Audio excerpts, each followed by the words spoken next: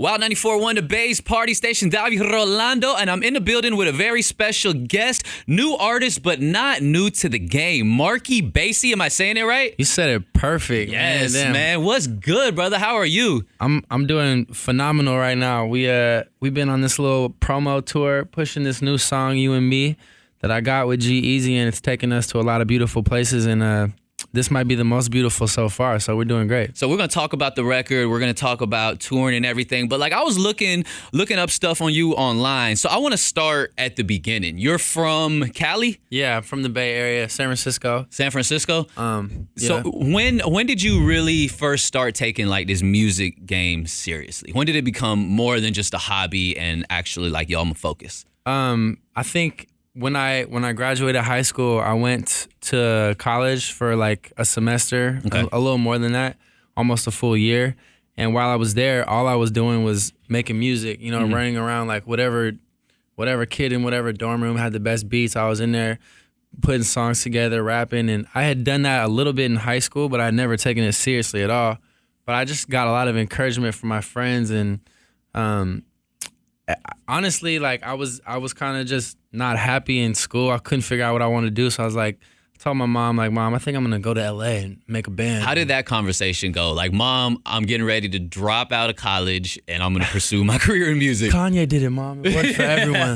Nah, it was she always supported me, whatever I want to do. She's sort of an entrepreneur herself, and she's always kind of followed her own path. So she was cool about it. So I moved to LA, and I struggled. I'm still, in the war, in this Hollywood music industry battle every day. But I just really committed myself to learning how to write songs. Yeah. And that was sort of the basis of everything. And that led me into being in bands. And I was in a band that was signed and toured, back like a few years ago. And then when that was done, I kind of was at a crossroads. I was like, moved out of my house, broke up with my girl, broke up with my band, got dropped from the label, the whole part. Sorry. It's all good. And so at that point, I didn't know what to do, but a friend of mine, a producer by the name of Nick Nack, he did like Loyal and AO, a bunch of big records. He was like, man, you could just come live with me, throw your mattress in the corner and write. Really? Yeah, write on whatever projects are coming through. That was still in LA? That was in LA, yeah. Okay. So I just kind of did that, and the first dude that came through was Sean Kingston. He was working on his new album, Back to Life, so I worked on a few joints on that, and then that led to working with other artists, and this girl, Pia Mia, a lot of people, she's like very popular on social media. Yeah. She's had a few songs out. I did a lot of music with her, and CeeLo and Prince Royce, and just, I don't know, different, just led to me writing for lots of different people. And then that kind of led to people hearing my voice, and just A&Rs, managers, whatever, being like, "Who's that singing the demo?" And I was always just the sideline cat, like, "That's me." Whatever. What's your writing process like? Do you start with the beat? Do you start with a concept? Do you start with like a melody? It could be a bunch. It's a lot of different ways. Sometimes, if I'm in a writing session with a producer, I listen to a few beats. I pick, I've kind of just try to find the chord change that resonates with me the most. Really, I try to find like an emotional connection to something. And when you do that, then the words just come real easy, and I'm like, oh, I know what this makes me feel like, and I just follow it. But I also, for my album, which is called Groovy People, the way we did that was really like, I got in a room with a lot of live instruments, pianos, organs, guitars, drums. And, I would like smoke a spliff in the morning and just kind of walk around and trip out and just see like what was calling my name. And that's, one of the great things about being signed again and being hooking up with Universal Republic and having good managers is that, they afforded me that opportunity to just kind of really spread my wings and do whatever I want to do. So from being a kid with the mattress in the corner to writing for Chris Brown, 2 Chainz, and like Wiz Khalifa and big major artists, what would you say if you could pick like one defining moment? What was your break? Can you put your finger on it? I don't know what that even means, honestly. Like as long as I'm doing music, I feel happy, and I think that's, in a lot of ways, that's the point of all this. So I feel like blessed to be able to make music every day, but I've never had a moment when I was like, oh my God, like now we crossed over. I don't ever want to feel like that, because I feel like that would make me slack off a little bit and, not pursue my passion with so much intensity, and that's what I always want to do. You know, I always want to make the best music. Maybe like if I won like 6 Grammys or something, then I would chill a little bit and feel like I caught my break. But Wild 94.1, yeah. Bay's Party Station. We're here with Marky Bassy. So you spoke about you broke up with your band of 10 years. You broke up with your girlfriend. How long were y'all together? Was it a long Maybe relationship? Like 4 years, yeah. That's a long relationship, man. So were you like, as a writer, it's all about being inspired and everything like that. Were you like in a funk at all? How'd you snap out of that? No, it was the opposite. You were motivated. Yeah, I was so motivated. Okay. Oh my God. I woke up in the morning. My friend had, my ex-girlfriend had started dating this major celebrity. Okay. And he had put it on like his computer screen real big. And he was like, Bassy, like, come here. I wake up, I go in, I'm like, oh my God, this is crazy. She's like flying all over the world with bruh.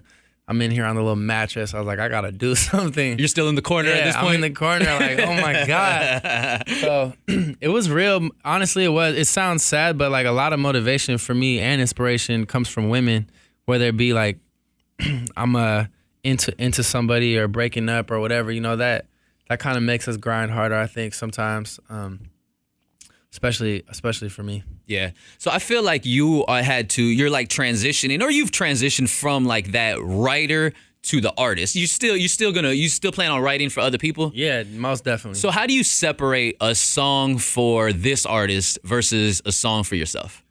That's a great question. And I think really what it comes down to is when I feel like no one else could do it, that's my song. You know, if I listen to it, I'm like, ooh, I could hear like someone else would kill that. Then I'll go shop it around and be like, maybe, because you know, like if Beyonce comes through and sings your song, it's good for you as an artist too. Yeah. You know, if you look at a lot of the big records that have come out, like seminal smash hits, the writers of them turn into artists a lot of the time. So I'm always, you know, like if one of the gods want to come cut my songs, that's all good.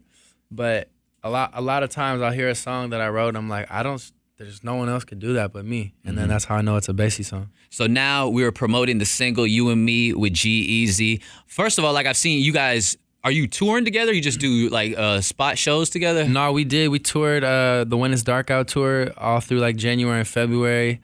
We were out there, man, like playing like 5,000 to 10,000 a night. Wow. Crazy shows. Like definitely the biggest touring experience I've ever been a part of. And that was crazy because I have a song on G's album called Some Kind of Drug, and I come out with him every night. So I'll do my set, and then I'll come back with him when it would be like all the way lit and play with him. So too. did y'all record this on the tour, or when did y'all record this? Basically, he's from the Bay Area too. Like he went to middle school. My manager. We have like a lot of just overlapping connections socially, and we have like similar management too. And just there's a lot of wires crossing or whatever. In a good way, I guess. And he was making his album, so I just sent him a few joints. Like, let me know if you're looking for stuff on your album. I sent him Some Kind of Drug, a few other ones, and he wrote me back like, yeah, I like this one. This is Some Kind of Drug one. It was actually called Hotel Room at the time. He made the name better, so shout out Jeezy, creative person. So yeah, he got on it and we worked together. He did a joint on my last mixtape. What's that song called? It's called Show Me. My bad. So then he was on. You know, I got on his album, and that kind of like really opened a lot of people's eyes to my music because I start the song off, which is dope. That he kind of let me just rock. Like the whole intro and first chorus is all me, and then he comes in and kills it. So people were hearing that, and then he was like, "Man, you should come on tour. We'll do it live." He brought me out at Coachella. Wow. Played Coachella in front of like 30,000 people. So you know that was definitely a highlight of the Bassy career. That was almost like a break. Oh, I bet. If you want to say in a way, because just playing in front of that many people, and it was like the most popping show of the whole night at Coachella. So that was crazy. Is it hard, like, picking a single? Did you have, like, a handful of records that you were choosing from? Or, like, when You and Me was done, you were just like, this is the one? Nah, actually, I mean, did we think that? There's a video of me when we first made it, like, definitely very excited about it, thinking that it's a more,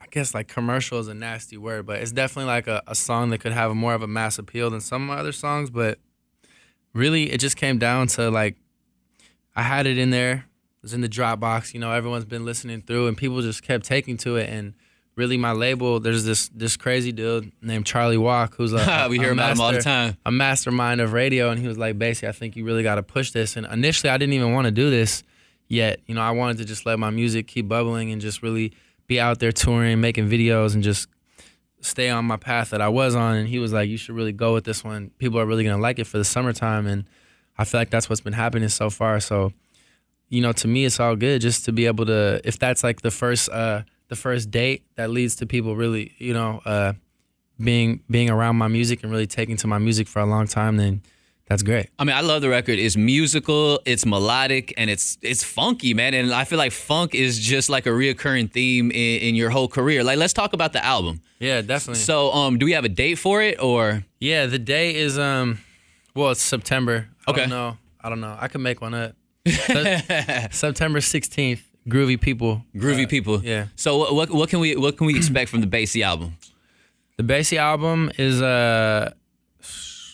it's basically like a real story time session. Pretty much every song is like something almost specific that I've been through the past few years, you know, and like for me and my friends, that's really who I wrote it for, just the people around me that have seen me kind of go through the fire these past few years and turn into a man and kind of grow up a lot and deal with, you know, different relationships with women, with Hollywood. There's a lot of Hollywood in it because we've been living there and just kind of been interacting in that weird, like trying to figure out what's important in Hollywood is really difficult because it's like, it's really like your publicity, you know, is pubbing up on Instagram and Snapchat more important than like being a good person. Like it's a lot of Hollywood. All your like basic morals go out the window because people only respect money and power. You know, it's not a lot of Hollywood like, oh, he's such a good dude. Like, nah, it's like how many followers, how much love is he getting on the radio, whatever. So it's kind of a crazy ocean to navigate out there. And the album is a lot about that. And like the theme Groovy People, like what I say is Groovy People kind of is like the different women that sort of like help me get through it all and that all are like my muses and that inspire me in a way. So it's a lot of layers to it. And I tried my hardest to make it as much of like a classic album, you know, taking after the greats. Like that's what I really listen to is Stevie Wonder and Van Morrison and Tracy Chapman and Sam Cooke and Donny Hathaway. Like, wow, you got an grew old up soul. on like old soul music, you know. So I wanted to make an album that, at least, you know, obviously I could never be as talented as them, but I try to tip my hat to that style and just really make sure that my songs have bridges and arrangements and intros and tie together conceptually and just, you know, push myself. That's as hard dope, as man, I can. because I feel like that's a lost art. Now it's just like, all right, let's put these 14 songs on a disc and then boom, here's my album. But you mentioned Snapchat, you mentioned Instagram. Your SoundCloud is super popping. Do you ever like record a record and just think like, this is just for SoundCloud? We're not going to put this out. We're not going to put this on iTunes, anything like that. What's up, guys? Yeah, I do that all the time, actually. Like I just covered I did my own version of Some Kind of Drug. That was the song that I did for G-Eazy. I did my own little funky version and put it up. And sometimes I'll just put up a demo. SoundCloud is really how I got popping at all. Just that was like when I was starting to hear people talk about, oh, you know, who's this kid singing on all these demos? I was like, maybe I should just put something out on SoundCloud, and that's what I did. So yeah, SoundCloud to me is everything. It's kind of sad, you know. SoundCloud just changed, so now it's like you have to pay for it. It's kind of turning a little more like Spotify. But SoundCloud is the best for me. So being a signed artist in a group, the 2 a.m. Club, versus being a signed solo artist, what are like the pros and the cons? What do you miss about being in a group, and what are you happy that is just Bassy now? I guess what I miss is like, no matter how you were doing, good or bad, when you're like really in a band, the band is like what keeps you sane, sort of. Like just the togetherness and like the brotherhood that comes with being with 6 people all at once. It's like no matter how high you are or how low you are, you really get to share it with everyone. And it's kind of everyone's fault. If you're doing great, if you're doing bad, it's like you're all in it together. Right. And it's not really all on you. It's kind of like, oh, well, this didn't really work out, but it's not like I screwed everyone over. It's just kind of, you know, you share in the victories and in the defeats completely. Right. At least we did, because we are like a very democratic band. But that was also the hardest part, was every decision, every song, every creative move we made was a combination of not only just the people in the band, but then you have to work with managers and people that work at labels. And so it was just so many cooks in the kitchen that it drove me crazy after a while. And whereas now, I really like the people around me are really there to support my vision. And that's the plus of, you know, being a solo artist, is I know that the people around me are doing it for me, you know, and for what I see in the world and for my songs. And so that makes it a lot easier to just kind of shake and move. And, oh, do I like You and Me? It's not up to my band. It's just, should that be the single? Marc, go inside yourself and figure out if you like that song or not.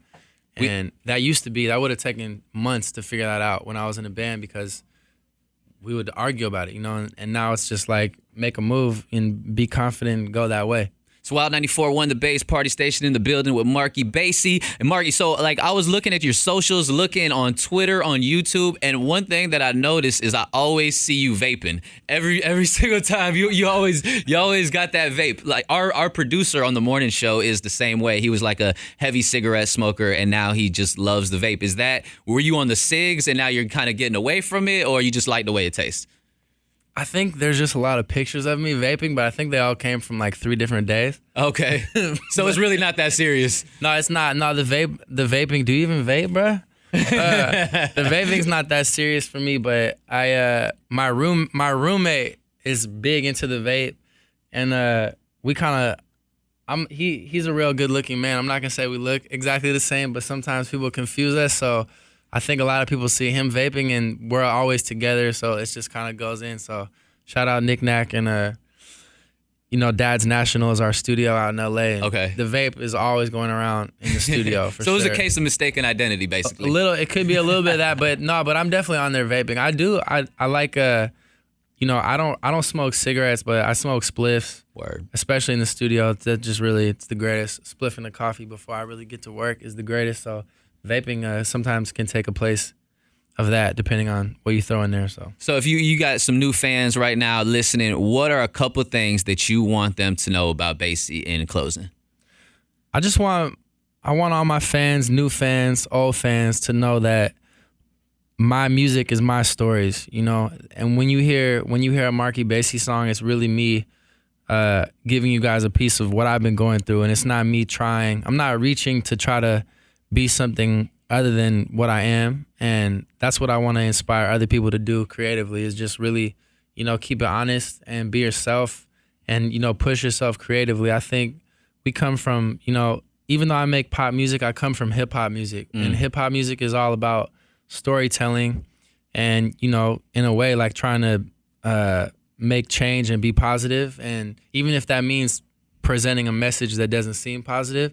And that's what I come from, is telling stories. So I really want people to engage in my lyrics and really listen to the music. Yeah, big things on the horizon for sure, man. Let everybody know your socials and how they can get a hold of you and, you know, check you out. Definitely. Everything, Instagram, Snapchat, Twitter, Facebook is Marky Bassy, MarceBassy.